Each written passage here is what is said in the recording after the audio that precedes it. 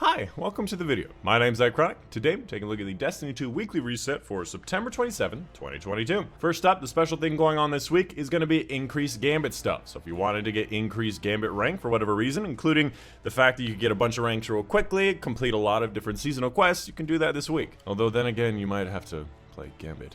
Moving on, for the Nightfall Ordeal this week, we have the Devil's Lair, which is going to be the Destiny 1 mission where there's a big servitor at the end.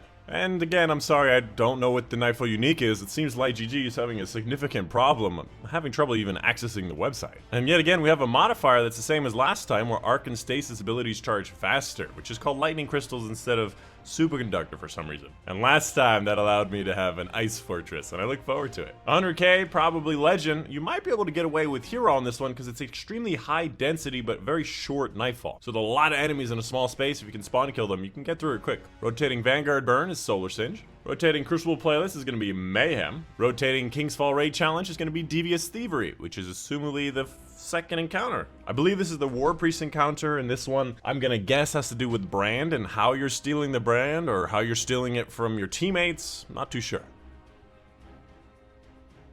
Almost hit launch on that.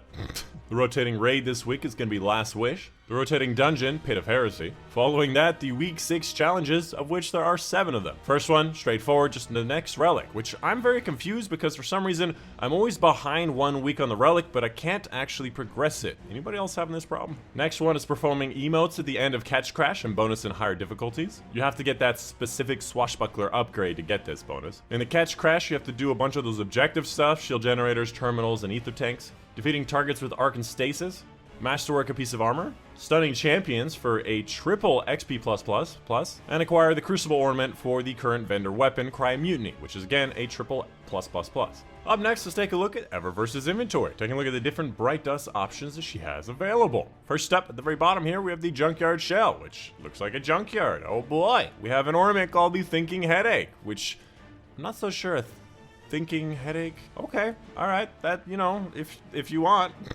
We have a Ghost Projection, looks like X marks the spot, and a Freezy Clear shader, which I don't think I've ever used before. Are those flowers? Are they usually, there's flowers in the thing here, you can add flowers. After that, we have the other Bright Dust section. First up, emote called Splish Splash. Those are some big old booties. That's big old booties right there. We have the Sweep the Area emote, flashlight, just looking around, just sweeping the area. It's very annoying because you can blind your teammates with this. I should not have said that out loud, but some people are going to buy it now. We have the Urban Commander with a purple out the back. Don't know where this is from.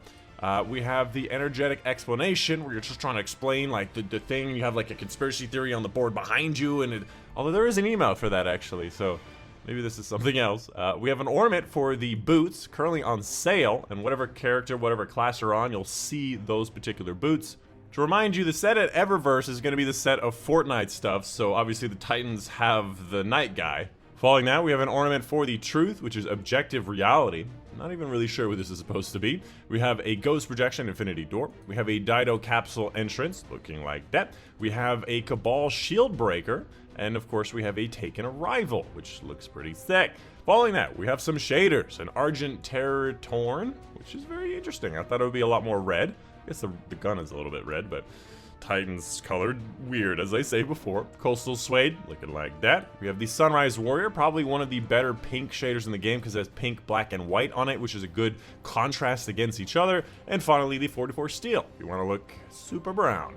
Maybe you're trying to like crawl through the dirt and you'd be like, I'm camouflaged. Alright. Guardians don't crawl through the dirt. Our enemies crawl away from us through the dirt. Up next, let's take a look at Banshee's inventory. First up here, we got the Perseus D, which is a stats for all explosive payload, and as I've said many times before, if it has explosive payload, that is the best perk that it can have on a primary weapon. Stats for all is also a nice weapon, especially with explosive payload accidentally hitting more targets, and after that, a lot of range options, which is not usually where I go with these, especially 150, I'd like more handling, but it's a lot of really good options on this scout rifle, which I usually don't want to use, but if you like 150s, this is a really good version.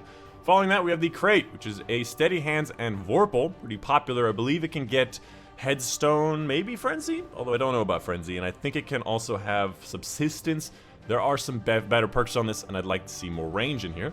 After that, the Cantata, which is Steady Hands Vorpal, pretty much the same as the crate, although it has a lot more range options. Love to see these two on the crate, so not a bad option, though I believe this can have time payload, and I do prefer that. After that, the Redback. I hate this weapon. It is so annoying to use. It's Perpetual Motion Vorpal with some range. Like to see more range on it, but I don't know. I don't like it. It just feels like I'm shooting P's, always missing, and when I'm hitting, it doesn't feel good.